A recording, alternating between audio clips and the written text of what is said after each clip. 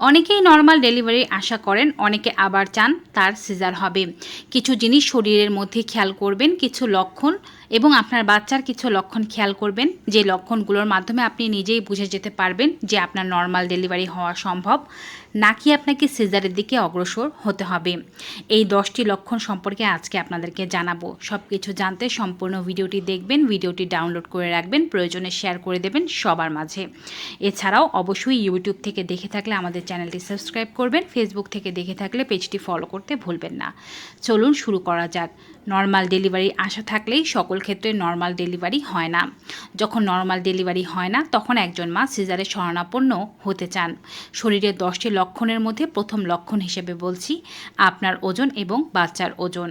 আপনার ওজন একটি নির্দিষ্ট ওজনে থাকা উচিত, অর্থাৎ আপনার ওজন যদি আপনার বিএমআই অনুযায়ী অনেক বেশি হয়ে গিয়ে থাকে সেক্ষেত্রেও আপনার নর্মাল ডেলিভারি করানো সম্ভব না। আবার আপনার ওজন যদি অনেক কম থেকে থাকে সেক্ষেত্রেও আপনার নর্মাল ডেলিভারি হওয়া সম্ভব না।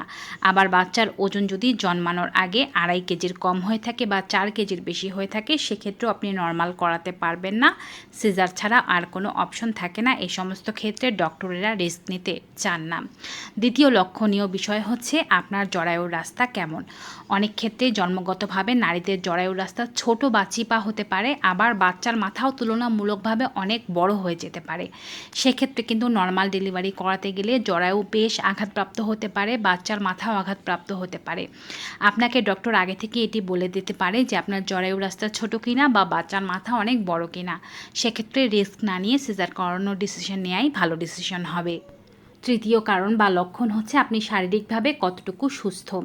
অনেকে দেখা যায় শারীরিকভাবে সুস্থ নয়, বিভিন্ন ধরনের রোগ যেমন প্রেশার, ডায়াবেটিস রয়েছে। এই সমস্ত বিশেষ ইমার্জেন্সি ক্ষেত্রে কখনোই নর্মাল ডেলিভারি পসিবল হয় না বা ডক্টরেরা রিস্ক নিতে চায় না। আপনাকে অবশ্যই সেক্ষেত্রে সিজারের পরামর্শ দেওয়া হবে এবং সেটি করার ডিসিশন নেওয়াই ভালো হবে।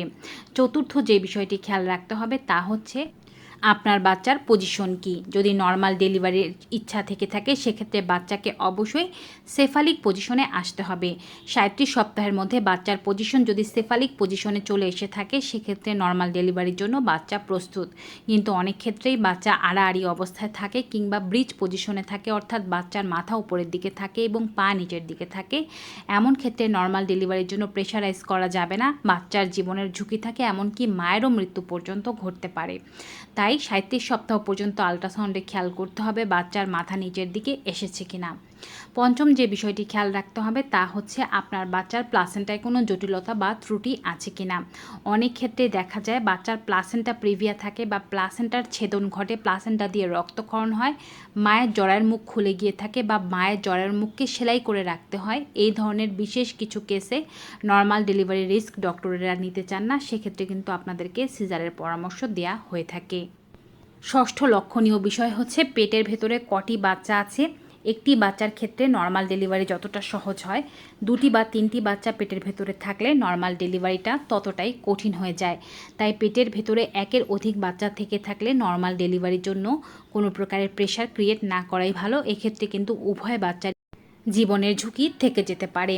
সপ্তম বিষয় হচ্ছে আপনার পেটের মধ্যে জলের পরিমাণ কতটুকু আছে।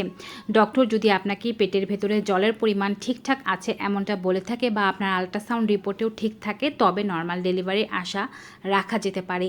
কিন্তু যদি ডেলিভারি আগ দিয়ে জলের পরিমাণ প্রচুর বেড়ে গিয়ে থাকে বা খুব কম হয়ে থাকে, দুটো ক্ষেত্রেই নর্মাল ডেলিভারি খুব কঠিন হয়ে যায়। অষ্টম লক্ষণীয় বিষয় হচ্ছে আপনার শরীরে রক্ত বা হিমোগ্লোবিনের মাত্রা কতটুকু আছে। শরীরের হিমোগ্লোবিনের মাত্রা যদি 10-এর কম হয়ে থাকে ডেলিভারির আগে অবশ্যই হিমোগ্লোবিনের মাত্রা 10 বা তার অধিক করতে হবে এবং সাথে ব্লাড ডোনার রেডি রাখতে হবে। 10-এর কম হিমোগ্লোবিন থাকলে সেক্ষেত্রে নর্মাল ডেলিভারি ইচ্ছা পোষণ করেন না ডক্টরেরা, কারণ এক্ষেত্রে অধিক ব্লাড লসের কারণে রোগীর মৃত্যু ঘটতে পারে এবং অনেক ক্ষেত্রে দেখা যায় সিজার করালেও অবশ্যই ডোনার রেডি রেখে ব্লাডের ব্যবস্থা করতে হয়, নতুবা কিন্তু মায়ের ও বাচ্চার জীবনের ঝুঁকি থেকে যায়। নবম লক্ষণীয় বিষয় হচ্ছে ডেলিভারির লক্ষণগুলো আপনার শরীরে ভালোভাবে প্রকাশ পাচ্ছে কিনা। অনেক ক্ষেত্রে দেখা যায় 40-42 সপ্তাহ হয়ে যাচ্ছে কিন্তু মায়ের যে পরিমাণ পেইন ওঠার কথা সেই পরিমাণ পেইন উঠছে না, মায়ের জরায়ুর মুখ খুলছে না বা বাচ্চা উপরের দিকে উঠে আছে নিচের দিকে নামছে না। এমন অবস্থার ক্ষেত্রে কিন্তু দেখা যায় ইমার্জেন্সি সিজার করাতে হয়, কারণ আপনি যদি নর্মাল ডেলিভারির জন্য ওয়েটও করেন সেক্ষেত্রেও আপনার অনেক বেশি বেশি দেরি হয়ে যাবে।